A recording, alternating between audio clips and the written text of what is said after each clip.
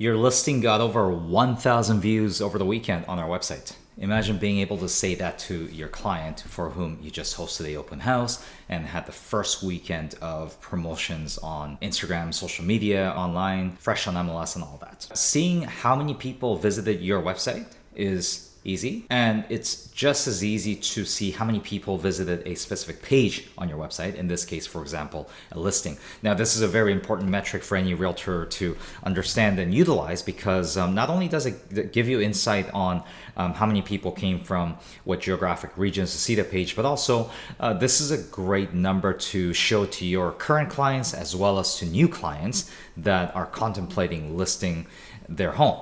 So let's dig into how this can be done easily. We're going to take this sample site here, the R3 team, and this is one of the listings that just went live last week. So to see how many people saw this listing on analytics, let's copy this. Oh, and by the way, this assumes that you already have your Google Analytics set up. Any realtor should, really. If you haven't done that, there's a link in the description below how to do that. Now, we're going to go to our account here. So you can see that, last 7 days, we got a few thousand visitors. Now, let's go to the reports to narrow this down.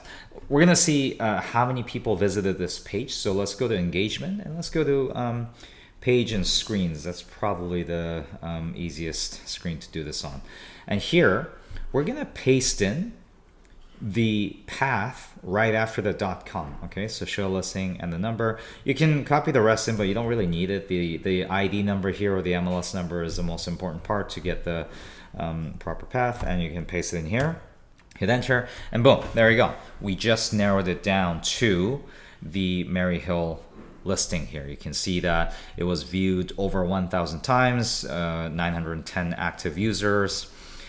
So that means some people opened it more than once, right? And that's normal. To get better data, let's click on add comparison here, and we want to get a breakdown between organic, direct, and paid. There probably won't be much direct traffic here. Nobody types in the full URL like that on the browser, so I'm going to skip that.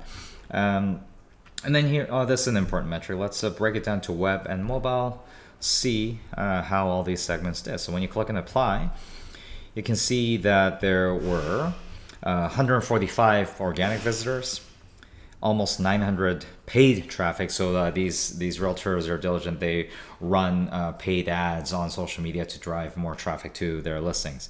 And wow, you can see that 912 came from mobile, while 37 came from web desktop. So it goes to show how important mobile responsiveness is on your website. And you can also see the average time spent per user.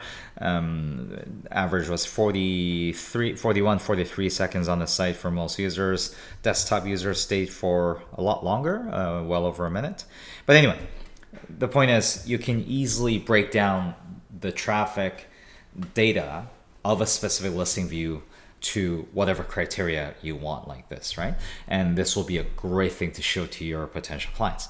Now, one thing I haven't done here yet is narrow down by date, only because this listing just came online. So if I just default to the last 28 days, which is a Google Analytics default, it will have captured the last weekend. But if you wanted it to be limited to a specific weekend, to say, let's say the 4th to the 8th, you can do that on a date portion, and it'll give you an updated number. There you have it, how to see how many visitors and where they came from based on a specific path of a page on your website.